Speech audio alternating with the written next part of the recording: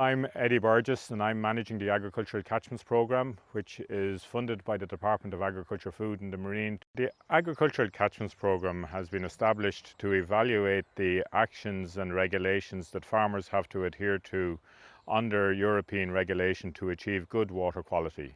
And to do that, we have 6 small catchment areas located across the country, and we have a number of pieces of equipment for monitoring water quality.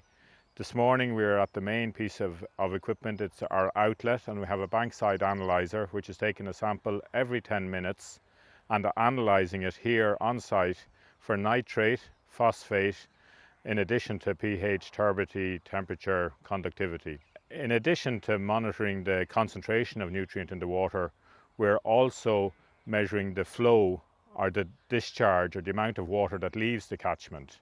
And we know how much water leaves, and we know the concentration in it, and you multiply one by the other and we know how much nutrient, so how much nitrogen or how much phosphorus leaves the catchment over a given period.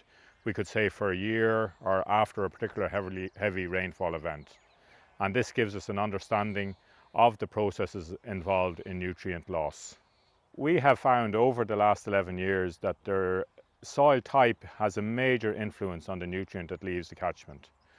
It's not the only factor. The weather also has a major impact on whether you have nitrogen or phosphorus loss and whether it's a lot or very small. And in addition to that, the farmer practice, which is probably the least significant factor, but also has a major impact. And all 3 of those overlap with each other. And really, because we don't have the same weather everywhere and don't have the same soil type across the country, what one farmer's practice needs to be on one soil type differs greatly from what another farmer's practice needs to be on a contrasting soil type to achieve good water quality. My name is Martin Shaughnessy. I live in Roundford, Hallmount, County Mayo. I'm a suckler and sheep farmer. I have 18 suckler cows and 120 breeding ewes.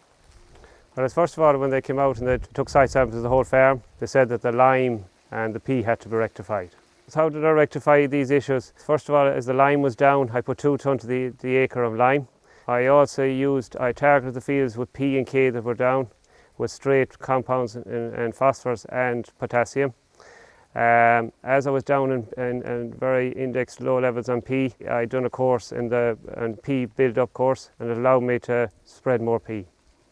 The biggest changes that started the programme, I suppose, I found out that I'm in glass with the low emission slurry, which means putting it out the trail and shoe. I suppose fields that are down in P and K and targeted them. So why these changes are important to the catchment? So water quality is a big thing around here. We have the best water quality in the 6 catchments. It's down to the farmers in the area. They're knowing where you're putting it, no wastage of your P and K. You're targeting the fields that need it, not overuse. So I've saved money and not wasting putting out extra P and K when I don't need it in the fields. I only put it out in the fields that want it. What eutrophication is a growth in algae, and that algae takes dissolved oxygen out of the water, and that results in small animals that don't survive with lower oxygen levels. And water quality is assessed. There's a Q value giving on water quality based on the ecology that is living in the riverbed. And unfortunately, in recent years, that Q value has been fallen in freshwater streams across the country, particularly the really good ones have been dropping back. On the other side of the equation, major pollution instances over a long-term trend have also been fallen, and there tends to be a movement of water quality towards the middle, and it needs to be slightly higher than that. Phosphorus is the nutrient that causes problem in freshwater.